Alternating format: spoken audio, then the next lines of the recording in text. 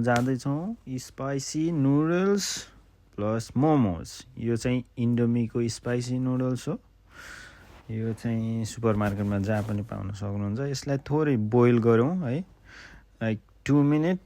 त्यसपछि hot प्यानमा oil हालेर तताउँ अनि त्यसमा चाहिँ थोरै मोमो राखेर त्यसलाई फ्राई गरौँ। यो चाहिँ पाकिसकेको मोमो हो, सो यसलाई थोरै हट प्यानमा तताउन र लाइक क्रन्ची बनाउनलाई खोजेको हो। यसलाई चाहिँ थोरै तताउँ अनि यसलाई थोरै येल्लो हुन देऊ, ब्राउन हुन देऊ, सो यो क्रिस्पी हुन्छ। अनि त्यसपछि चाहिँ थोरै त्यो बोइल गरेर राखेको नुडल्सलाई राखौँ। अनि यो चाहिँ नुडल्समै आएको स्पाइसिस हो। यो सोया सस अनि स्पाइसी अनि स्पाइसिसहरू सबै एड गऱ्यौँ है हामीले। त्यसपछि मजाले यसलाई मिक्स गरौँ 30 सेकेन्ड जति। यो चाहिँ नुडल्सकै स्पाइसिसहरू हो, सो हामी एड गर्दैछौँ। अनि यसलाई मिक्स गरौँ थोरै एकैछिन, लाइक 30 सेकेन्ड।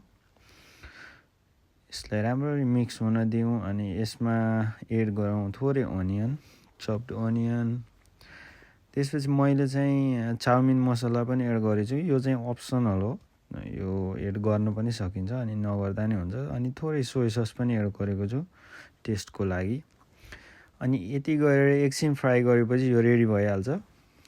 यसको लागि धेरै टाइम चाहिँ चाहिँदैन अनि धेरै इन्ग्रिडियन्टहरू पनि चाहिँदैन।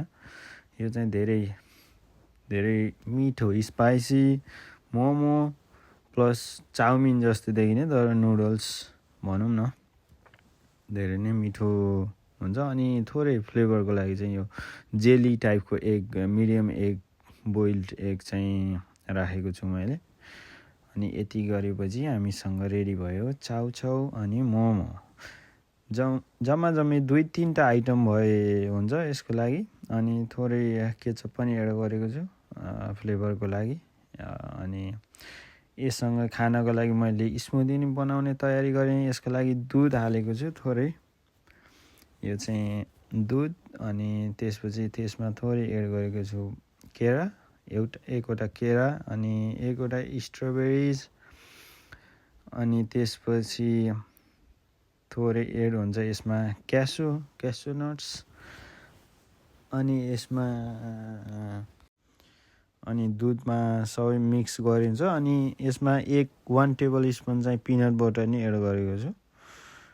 अनि यो सबै ग्राइन्ड गरेर यसरी रेडी भएको छ मिठो स्मुदी। अब रेडी भयो हाम्रो चाउचाउ नुडल्स, चाउचाउ मोमोज अनि हाम्रो स्मुदी। अब इन्जोय गर्न सकिनेछ। धन्यवाद।